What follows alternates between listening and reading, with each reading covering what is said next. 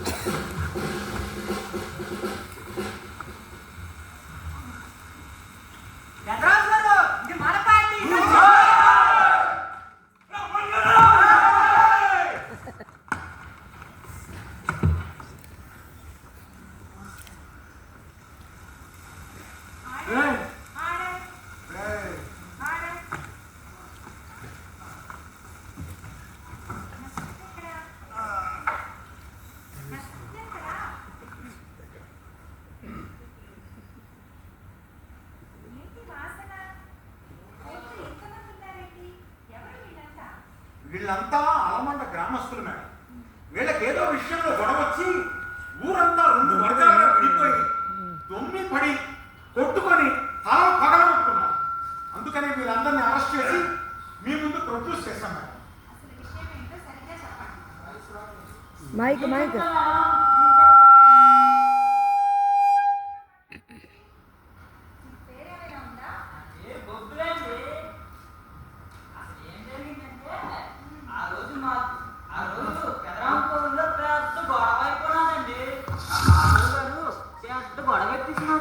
ఊరోళ్ళంతా కలిసి ఆయన కొట్టేయడానికి వచ్చినారు.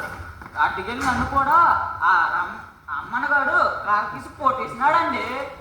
బుబ్లీ బుబ్లీ ఆగరా ఆగా కాదు అలా తలాతోకుండా లేకుండా చెప్పేస్తే జనాలకి ఏటర్థం వద్దురా. ప్రేక్షక మహాశీనులందరికీ మా నమస్కారం అండి. నమస్కారం అండి. Andhra university department of theatres second year విద్యార్థులు నటిస్తున్న గోపాత్రుడు అనే నాటకానికి మీకు స్వాగతం సుస్వాగతం. మహారచయిత శ్రీ కెఎన్ బై పతంజలి గారు రాసిన గోపాత్రుడు అనే నవలను నాటకరించి ప్రదర్శించడానికి మేము మీ ముందుకు వచ్చేసాం. ఈ నాటకంలో చాలా పాత్రలు, చాలా సన్నివేశాలు, ఒక గమ్మత్తు ఉంటాయి. ఇవన్నీ మీకు అర్థం కావడం కోసం కాస్త పాత్ర పరిచయం అవసరం ఉంటాయి. ఇదేండి మా ఊరు అలమండ గ్రామం. పచ్చకోవ కట్టిన ముత్తైదండి మా గ్రామం. ఇది మా పెదరామయ్య కోలండి. ఇక్కడ జరిగే మోటుబాల్ మాటలు అసెంబ్లీ పార్లమెంట్ లో కూడా జరగవు. ఇదిగోండి మా పెదరాజు గారు, ఈయన మా ఫకీర్ బాబు గారు. రాజ్యాలు లేకపోయినా రాజకీయాలు మాత్రం ఎలగబడతారు, మహానుభావులు. వీరు ప్రతిపక్ష ముత్యాల నాయుడు మరియు బంగారు నాయుడు. చదువునేసానా కానీ రాజకీయ సేవలో గొప్ప దిట్ట. వీడు రొంగల బుజ్జి, రొంగల అమ్మన్న. ఇంకా ఇదిగోండి మా కథానాయుడు గోపాదుడు. ఈయన మా పెద్ద బాధుడు గారు, ఈయన తండ్రి. పరమ మోడ్కప్పు పెదవండి, నాటు ముందులు కట్టేస్తుంటాడు. ఈయన పాత్రుడి గారి భార్య గయ్యలు గంప. ఈయన మా మాస్టర్ గారు, కట్టు మీద పిల్లి. ఆడు రొంగల బుజ్జి, మాలపేట దోత. ఇంకా నేనండి అరసవెల్లి, మా రాజుగారికి రైట్ హ్యాండ్ మనమే. ఇంక ఇది బొబ్బిలి. నా చెప్పుకుంటాను. నానేనండి బొబ్బిలి, వేరే బొబ్బిలి, తాండ్ర కోపరాడు గారి వేట కుక్కని. మా అలమంట రచ్చబండ కాడ బహు మేధావులు చేరుతారు. రోజుకో రచ్చ జరుగుతుంది. ఈ రోజు పాతుడి గారికి మా ఊర్లో అందరికీ ఏదో తేడా రచ్చ జరుగుతుందండి. ఏంటో చూద్దాం, రెండో పని.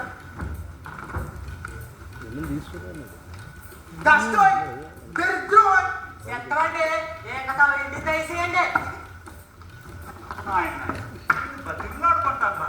ఊరి మర్యాద కాపాడరా? నలుగురు నడిచే దాంట్లోనే మనము నడాల. భూమి గుండ్రం కొంత నొప్పేసుకో.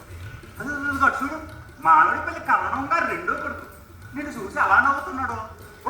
నాకు తెలియగలుగుతాం కానీ భూమి గుండ్రంగా లేకపోతే నీకేంటో నష్టం, నీకేంటో నామోసి. నాకు తెలియగలుగుతాను చెప్పు. భూమి గుండ్రంగా లేకపోతే ఈ మనిషికి సెటిల్ అయిపోతుందా? మలబరకు ముందని వదిలిస్తే 3 ఎకరాలు 6 ఎకరాల కింద సాగిపోతుందా? మరి అరసి నువ్వు తగ్గాల. భూమి బల్లపరపుగా ఉంటే నానంటున్నాను కానీ మిమ్మల్ని అందరినీ నమ్మంటున్నానా? నాన్న నమ్ముతున్నాను కానీ మిమ్మల్ని అందరినీ నమ్మమంటున్నానా? ఉండనివ్వండి, మీ భూమి గుండ్రంగా ఉండనివ్వండి. మా భూమి మాత్రం బల్లపరుపు ఉంటుంది. ఇలా తప్పేటండి. ఓయ్, ఈ తరగబోతుంది ఈ ప్రపంచంలోకి మాట్లాడు. నా బుద్ధి గడ్డి తిని వీటితో మాట్లాడాను.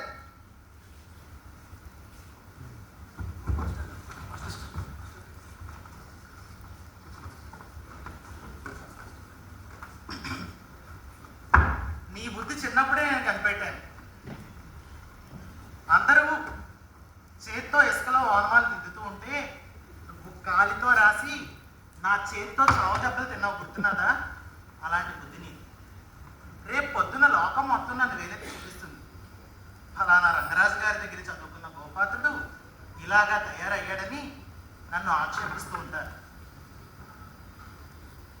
డాక్టర్లు అయ్యారు, ఎమ్మెల్యేలు అయ్యారు, తహసీల్దార్లు అయ్యారు, నా దగ్గర ఓనమాలు దిద్ది వందలాది మంది ప్రయోజకులు అయ్యారు.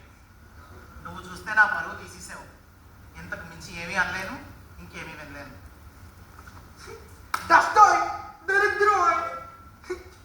బాబురే గోపాతుడు ఈ మన చెంతన అలమంట పుట్టిన కాడి నుంచి ఈ ఏడు పొద్దున్న వరకు నీ ఎంత మోర్గపాటి కొడుకుతాను పుట్టనేరా. అవును మరి, నువ్వు చెప్పిన దానిలో ఒప్పించుకుంటే తెలివైనోడు దొంగ మనిషి, లేకపోతే మూర్ఖబ్దారుగా నీ బొర్ర అంతవరకే మరి. నువ్వు ఎవరి చేత నమ్ముతావో చెప్పు, వాళ్ళ చేత చెప్తావు. సాక్షాత భూదేవతే వచ్చి నా చెట్టు పట్టుకొని బాబోరే గోపాతుడు నాను గుండ్రంగా నాను గుండ్రంగా పంపర పనసకాయ నాకున్నాను రా తండ్రి అని చెప్పినా మరి ఇంకెవరి మాట ఆలకిస్తావు? మా నాయన తీసురండి, ఆడు చెప్తే ఆలోచిస్తాను.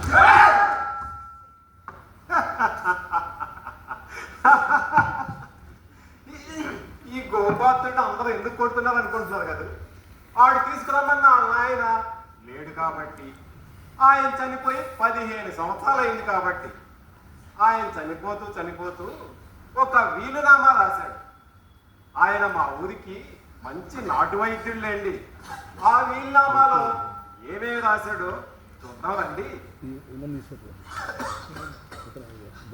నాయనా, నా ఒక్కగానొక్క కొడుక, నాకు పిలుపు వచ్చేసింది. నేను వెళ్ళిపోతున్నాను. నీకు కొన్ని నిజాలు చెప్పాలి.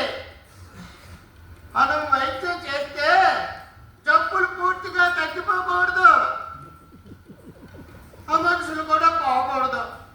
ఇగో నా గదిలో గడ్డి పెట్టిలో టాటా పుస్తకాలు ఉన్నాయి. అవి ఎవరి చేత అయినా చదివించుకో. అందులో చాలా జబ్బులకు మందులు రాసి ఉన్నాయి, కానీ ఆ జబ్బులు ఇప్పుడు లేవు. కొన్ని పనికొస్తాయి, కొన్ని పనికిరావు. అరే నాయన, నేను సంపాదించిందంతా విజయనగరంలో సానుమండలు ఖర్చు పెట్టేశాను. నువ్వు ఒక తప్పుడు పని చేయకు. జాగ్రత్తగా గుట్టుగా బతుకో. మన పాత్రలు పరువు నిలబెట్టాలి. మరి రాజులతో సావాసం చేయకో. పేకాడు జోలికి పోవద్దు, ఏట సరదా చెయ్యొద్దు. పొదుపుగా తెలుగుగా బతుకో. నేను సచ్చి దెయ్యమే, నీ సేదోడు వాదోడుగా ఉంటాను. మరేం భయపడొద్దు. ఇగో నాయన, అప్పచెల్లిని జాగ్రత్తగా చూసుకో. నోటు రాసిన బాధ్యతలు ఏమైనా ఉంటే నేను వచ్చి తీరుస్తానని చెప్పు. నోటు రాయలు ఏమైనా ఉంటే ఎగ్గొట్టి. ఇగో రే నాయన, వైద్యుడిగా సలామని అవడానికి వైద్యమే రానక్కర్లేదురా. వైద్యం అంటే ఏంటో తెలియకుండానే నేను మహావైద్యుని అనిపించుకున్నాను. నువ్వు అదే నేర్పుతో బతుకో. ఇగో నేను పోయిన తర్వాత ఉత్తర కార్యాలకనే అనవసరంగా డబ్బులు ఖర్చు పెట్టి ఇగో కానీ ఖర్చు అప్పు చేసినా వీళ్ళదు అంతే.